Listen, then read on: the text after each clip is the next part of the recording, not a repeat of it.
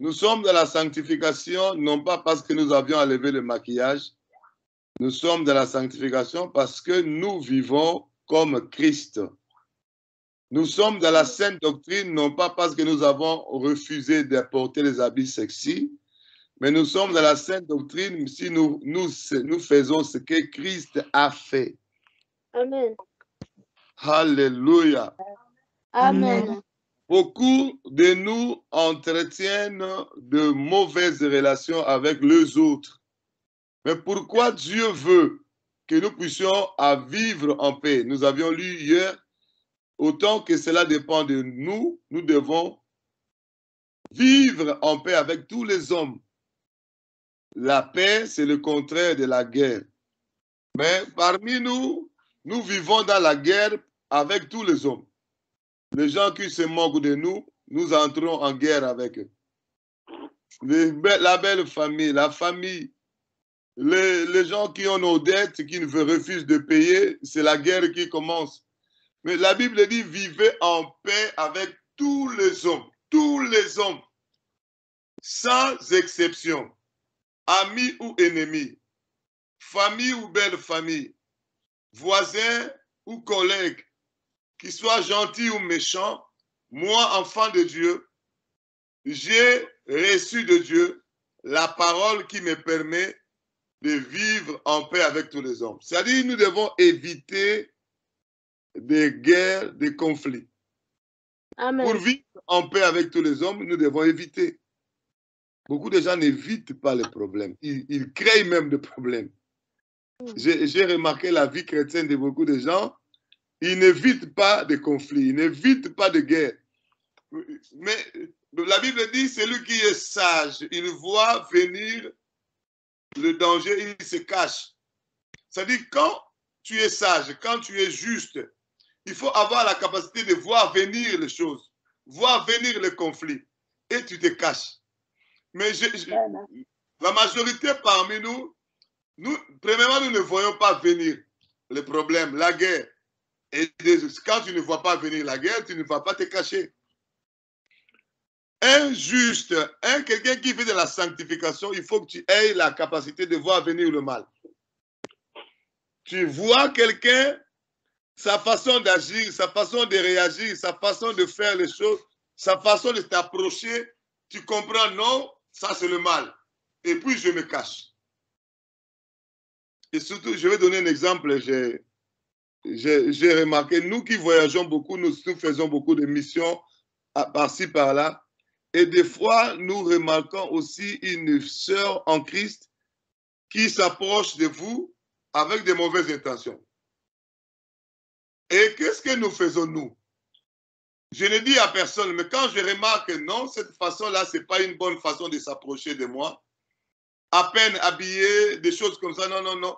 Une fois, je suis allé en Angola, j'ai parlé à ma femme une fois aussi. Il y a une femme, une sœur en Christ célibataire, qui s'approchait de moi d'une manière, non, non, non, j'ai compris que ce n'était pas normal.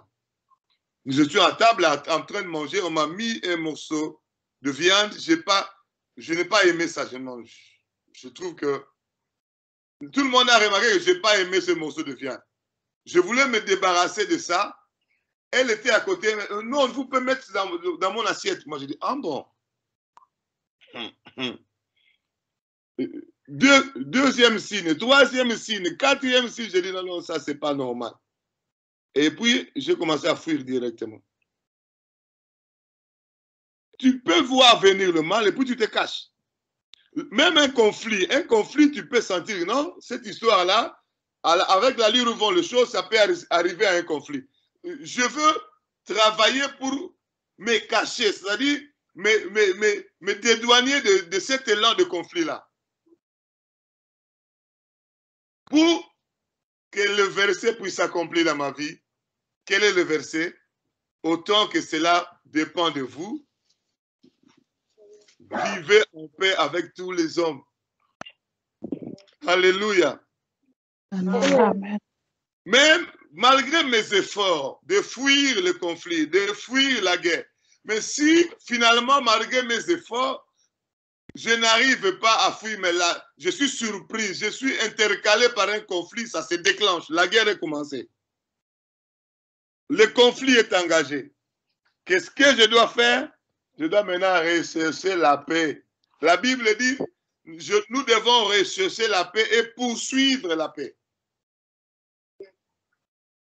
Mais beaucoup de gens parmi nous, lorsque nous voyons un conflit se déclencher, malgré nos efforts d'éviter, nous voyons le conflit se déclencher. Qu'est-ce que nous faisons?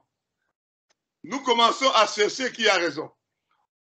Et dans tout ça, je trouve que moi, je n'ai pas tort. C'est l'autre qui a tort. Puisqu'il a tort, je m'en fous. Je m'en fous éperdument. Puisqu'il a tort, tout le monde, à 50 personnes que nous allons expliquer ces choses, tout le monde dit que c'est lui qui a tort. Hein. Mais ne cherchez pas à chercher qui a tort, qui a raison. Et ne cherchez pas à te cramponner dans ta position parce que l'autre a tort. Non. Il faut toujours rechercher la paix. Mais pourquoi Dieu tient vraiment à ce que nous puissions rechercher la paix? Parce que quand je recherche la paix, je communique la vie. Celui qui recherche la paix communique la vie. Parce que vous savez, lorsqu'il y a un conflit, lorsqu'il y a une guerre, qu'est-ce qui se passe? L'autre qui s'en va dans sa colère, lui aussi conçoit qu'il a raison, c'est toi qui as tort. Hein? Toi, tu penses que c'est lui qui a tort, c'est toi qui as raison. Mais lui, tel qu'il est parti là, lui, il conçoit que non, je trouve que c'est moi qui ai raison, mais c'est toi qui as tort. Et quand chacun se cramponne à sa position, toi, tu trouves que c'est toi qui as raison. Lui, il trouve que c'est lui qui a raison. Mais vous pouvez faire 10 ans comme ça.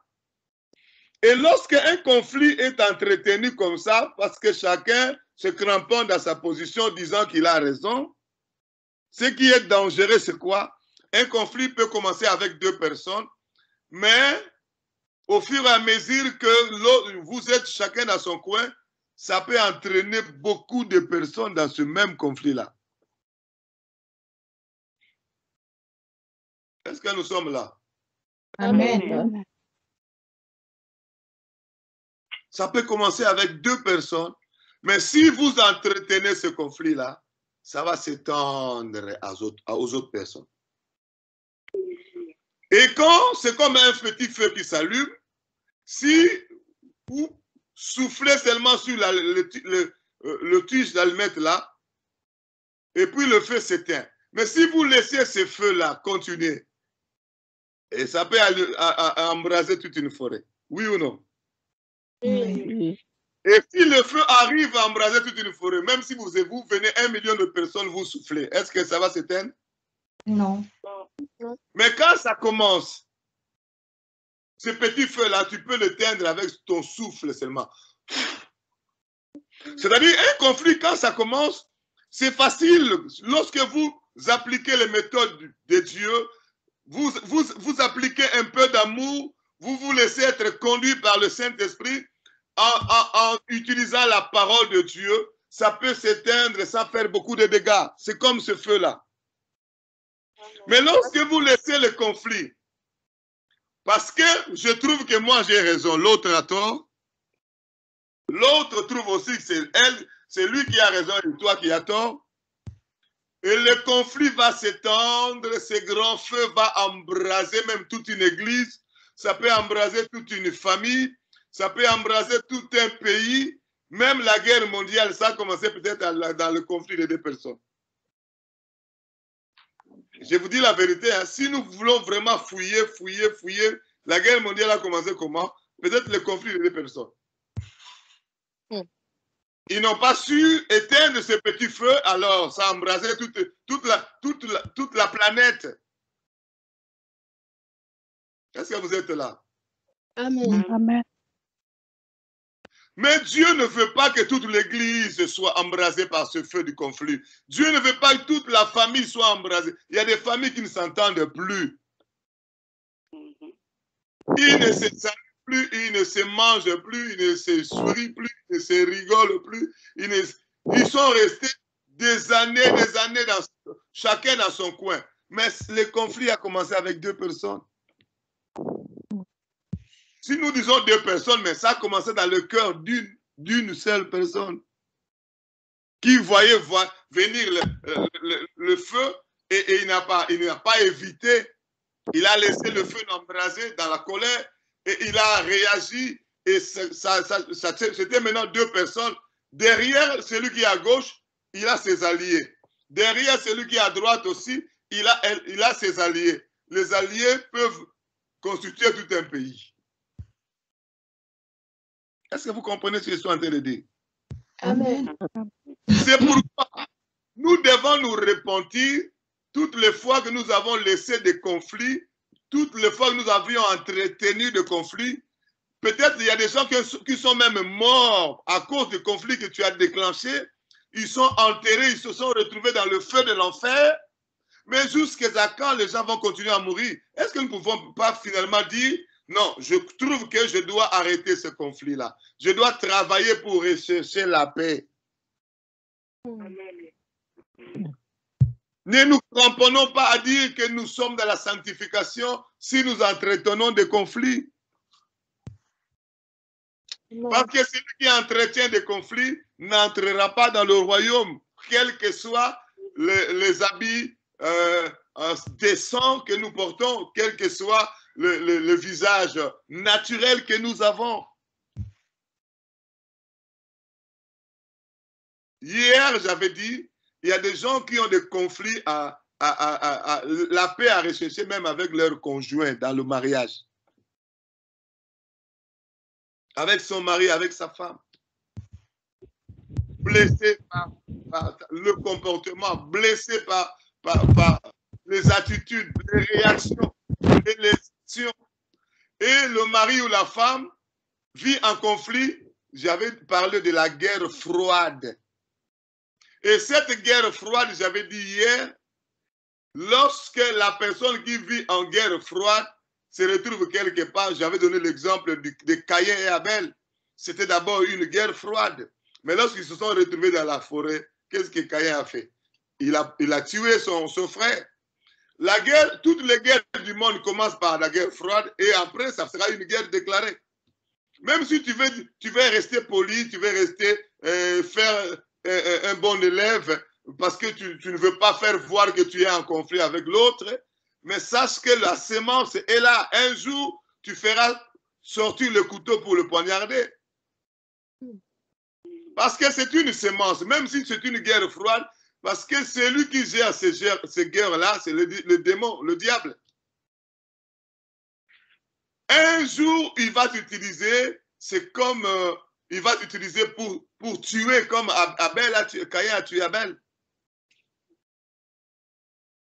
Le mieux serait de rechercher la paix. Rechercher la paix. Rechercher la paix. Rechercher la paix. Dieu veut que nous puissions rechercher la paix. C'est pourquoi il a dit dans Matthieu chapitre 5, au verset 23-24, si vous avez votre offrande, vous voulez verser votre offrande, et que vous vous souvenez qu'un frère a un problème contre vous, qu'est-ce qu'il faut faire?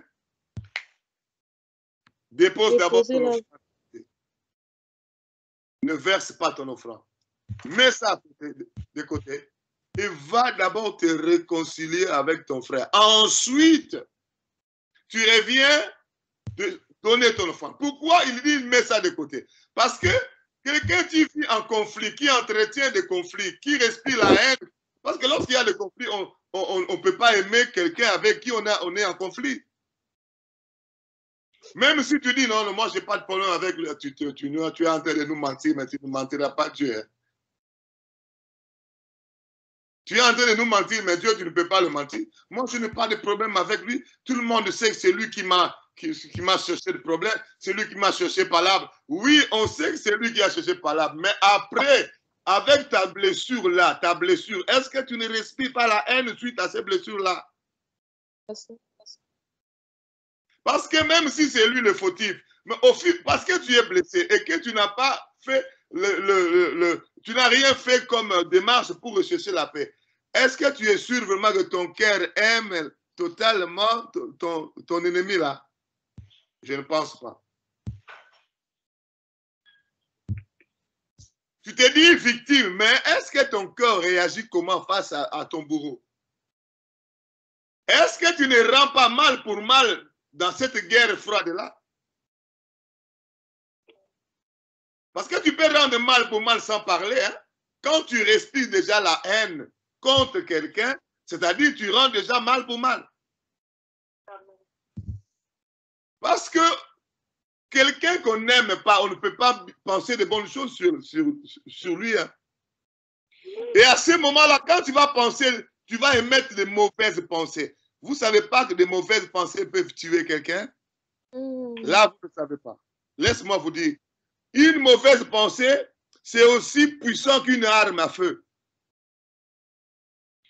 Parce que toute mauvaise pensée, c'est utilisé par les démons et qui ira accomplir ce que vous souhaitez dans ce mauvaise pensée-là contre la personne haïe. Il y a un démon qui agit. Les démons de la haine viendront agir et toute mauvaise pensée. Moi, j'ai prié pour une sœur en Christ qui respirait de mauvaises pensées, de la haine contre son fiancé qu'il avait laissé et qui est allé prendre une autre femme. Et qu'est-ce qu'elle a confessé? À 2 reprises, elle a pensé quelque chose et c'est la chose qui est arrivée à ce fiancé. Elle a pensé qu'elle ait un accident dans ce voyage-là. Et quelques jours après, on lui a dit, le fiancé a eu un accident. Elle a pensé une deuxième fois que le fiancé ait telle chose. Tout ce qu'elle a pensé est arrivé. Et finalement, elle a eu peur, elle est venue me voir.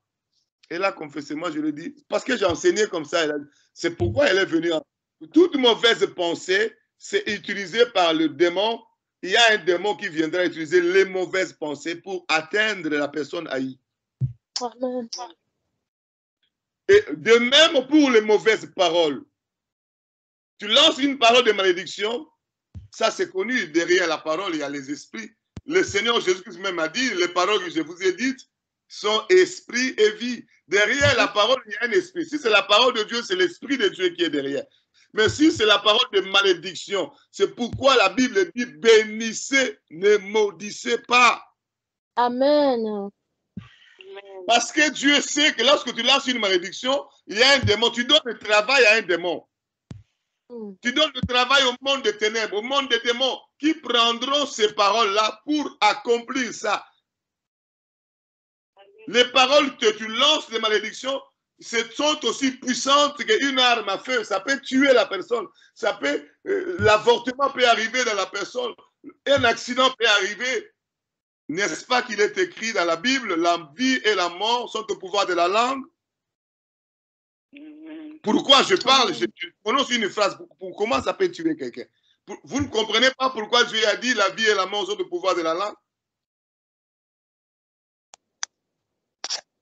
Tout ça arrive lorsque nous entretenons des conflits. Mais dans la sanctification, là, il y a plein de conflits. Hein. Les gens qui se moquent de nous, les gens qui se moquent de nous, les gens qui nous insultent.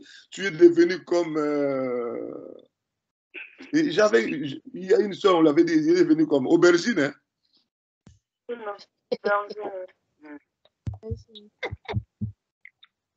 Tout simplement parce qu'il a enlevé le maquillage. On peut t'appeler même une sœur aubergine. Mais à ce moment-là, la colère est là, à la porte. À ce moment-là, si tu n'es pas brisé, tu peux même commencer à insulter, à te venger toi-même, à rendre mal pour mal. Et quand tu insultes déjà quelqu'un, est-ce que tu peux continuer à l'aimer? Non. Non. Et si la guerre était déclenchée, c'est-à-dire l'autre aussi a répliqué, c'était le jeu de ping-pong. À ce moment-là, je dois demander pardon à Dieu pour tout ce que j'ai fait de mal. Pourquoi je me suis vengé, pourquoi je lui ai critiqué, j'ai émis de mauvaises pensées, j'ai libéré de mauvaises paroles qui ont donné le travail aux démons pour attaquer l'autre. Pourquoi j'ai fait ça, Seigneur, aie pitié. C'est ce que nous voulons faire. C'est par là que nous allons commencer notre processus de la repentance aux mauvaises relations que nous avons avec les autres. Devant Dieu d'abord. Nous n'allons pas nous arrêter là. Nous irons plus loin. Prier que Dieu nous accorde la grâce de nous réconcilier avec l'autre, de réparer ce qui a été détruit, de restituer s'il y a restitution à faire. Restitution, ça veut dire quoi? Si j'avais pris une dette, je n'avais pas voulu payer ça, et je dois payer cette dette. Ah ben, je dis la restitution, il y en a plein à faire. Tout le monde qui est là dans cette prière a une restitution à faire. Et des fois, quand nous parlons de repentance, quand nous parlons de sanctification, nous mettons des restitutions. Oh, la restitution fait partie de la repentance. La réconciliation fait partie de la repentance aussi. Et la reconstruction, la réconciliation, et la restitution, et la réparation, et tout cela doit passer par le pardon. Je demande d'abord pardon à Dieu de ne pas avoir pardonné à mon frère, d'avoir entretenu ce conflit dans mon cœur, d'avoir été instrument du diable pour détruire toutes ces personnes haïes. Que le Dieu me pardonne. Mon frère, ma soeur, le royaume des cieux appartient aux violents. Il faut une certaine violence. Amen. Après avoir demandé pardon au Seigneur, nous allons aussi demander à Dieu de nous accorder, de nous ouvrir la porte de réconciliation à la porte, de restitution à la porte, de réparation en demandant pardon à l'autre. Nous allons prier aujourd'hui, demander encore pardon à Dieu pour avoir été des instruments du diable. Nous avons refusé de pardonner nos maris, nos femmes, nos belles familles, nos familles. Nous avons refusé de pardonner nos voisins, nos frères, tous ceux qui ont quitté nos églises. Ils sont partis. Ils ont commencé à parler. Et tu as entendu qu'ils ont fait une réunion. Et c'est ton nom qui était le vif du sujet de leur réunion, le vif du sujet de leur dialogue. Ils étaient en train de se moquer de toi, de te pointer du doigt. Et pourtant, tu remarques ce que tu as fait de bien à ce gens-là. Celui-là, je lui ai fait du bien. Celui-là, je lui ai fait. Qu'est-ce que je lui ai fait pour qu'il fasse toute une réunion à mon nom? Et à ce moment-là, si le Saint-Esprit ne te revient pas, tu prends des décisions. À partir d'aujourd'hui, désormais, s'il appelle au téléphone, je dirai aux enfants, ne prenez pas. S'il ose insister, je le bloque. Nous allons prendre des décisions comme ça et à ce moment-là, nous sommes en train de nous venger nous-mêmes.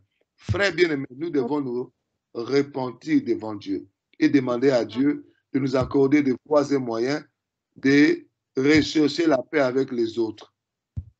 Amen. Amen. Béni soit le nom, béni soit le nom